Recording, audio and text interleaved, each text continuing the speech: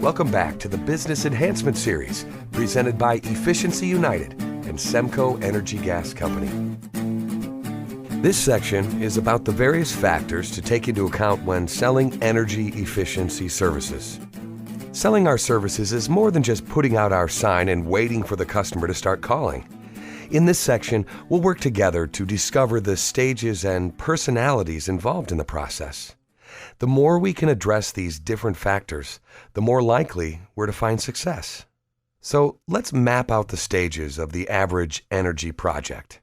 These stages aren't immediately apparent to those outside your industry. And this is what the process looks like.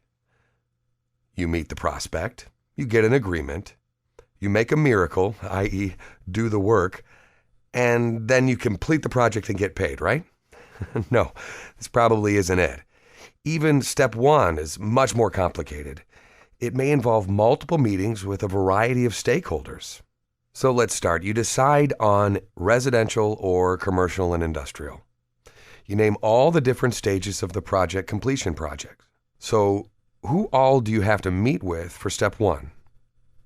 And when doing the work, are there different stages where you have to bring in different experts? What does project completion look like, and are there stages that happen after the job is done? If you lack the understanding, we might lose the job because we didn't address the needs of the particular party before that step is over. So there are often more people, more involved in the decision than we might be aware of.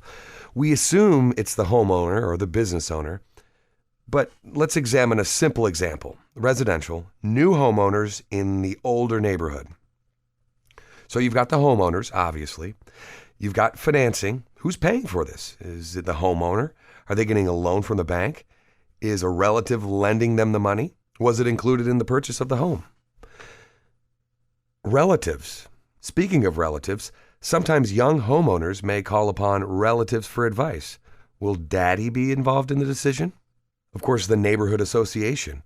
Is there a neighborhood association with restrictions on what can be done? Is this a historical district, meaning even more restrictions? For commercial or corporate business, more people are involved. Now, for commercial and corporate, there's even more steps involved and more people. Let's look at those stages. Is there someone from purchasing? Is it the CEO? Is it the CFO? Are there accountants and lawyers? Is the government involved? A lot of different things can be involved in those steps. You've taken the time to know who all the stakeholders are and who might be involved in the decision-making process. So what are the general buying motivations involved? Well, maybe it's to save money. That's pretty obvious. But how much will they save? Also, when will they pay off the costs involved? Internal reputation. They want to look good in front of their boss, their coworkers, the board of directors. Or their external reputation. They want people to know how green they are. Maybe they're trying to one-up their neighbors. Maybe it's personal reasons. There are people out there who are willing to pay a little extra because they think they're doing the right thing. It's not about money. To them, it's more of an obligation. Think about all those different people from that influencer list and what are some general motivations that they might have. Remember that it's just a general motivation or a type of person. Individuals can have different opinions and completely different motivations than you might assume. But it gives you a good place to start. So we know there will be a primary decision maker, but we also know that they don't make any decision entirely on their own. In fact, selling successfully means understanding the needs of every stakeholder. So ask your primary contact, and that might not be the primary decision maker, remember, who all the parties involved in the decision process are. They may not have anyone specifically. At this point, you can bring in your experience. When I've worked on projects like this in the past, we've run into a few others who felt they should have some say. In order to head off possible future trouble, should we talk to any of those people? And then what are some of the issues that that particular stakeholder might have? What ones might make them say no? And what might motivate them to say yes? Sometimes they might not have a yes, but they almost always have a no. For the no reasons, you'll need to find out ways to mitigate that problem. We'll need to shut down that portion of the factory floor, but we can work during the graveyard shift, which will minimize downtime. Or maybe for yes reasons, find out a specific pain or motivation that you're solving. Is it a priority for them? What are the costs? Monetary, emotional, organizational, personal? They have to be able to see that what you offer is a solution to their pain. In addition to the main proposal, create specific materials to cover the concerns of each individual stakeholder. Gathering and acting on all this information might seem like a daunting task, but finding a champion inside the company, inside the household, will help make your job a lot easier. So what do I mean a champion? Recruiting a champion. So this is somebody that can help you sell within the organization you're talking to. So they might introduce you to the right person. They may be the right person. They'll let you know who the stakeholders are within a company or definitely within a household.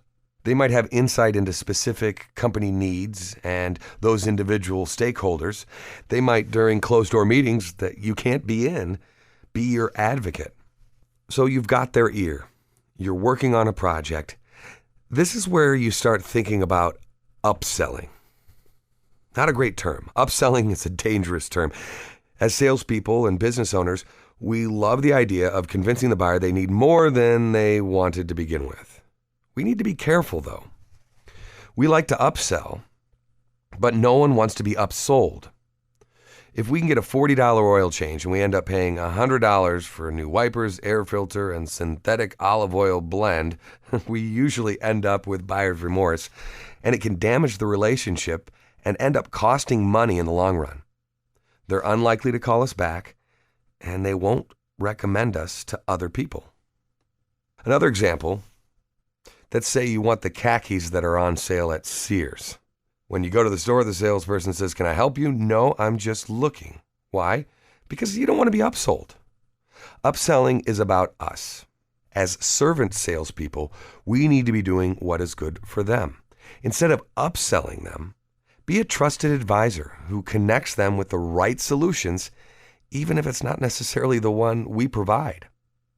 The customer will think of us more as honest and more likely to want to deal with us in the future. If we connect them with a referral partner, that partner is, again, more likely to return the favor. So as a trusted advisor, what does the customer need from us? Well, they don't want to run all over town to find the pieces of the solution. They don't want to be the general contractor. They want you to make all the pain go away. They want, and then a miracle happens, right? You need to know what services will be needed for a complete solution. What other trades might be involved? Do they need financing?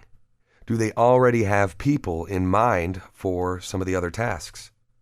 And what if you don't bring in that complete solution? What if you don't have all those services on staff? Well, for one-off situations, just call upon that network you've created. For frequent project types, create a virtual firm. A virtual firm might be a group of businesses that complement each other well, but have no actual ties to each other's finances. It's all about collaboration to create the best experience for your customer. In the next section, we're going to look at how to sell our products and services and how we can provide the user with consistent experiences. What systems and processes do we need to build in our business culture? We call it mission-critical customer service strategies.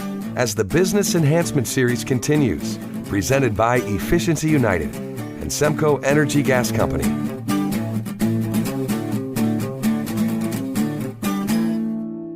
Click on the next section entitled Mission Critical Customer Service Strategies.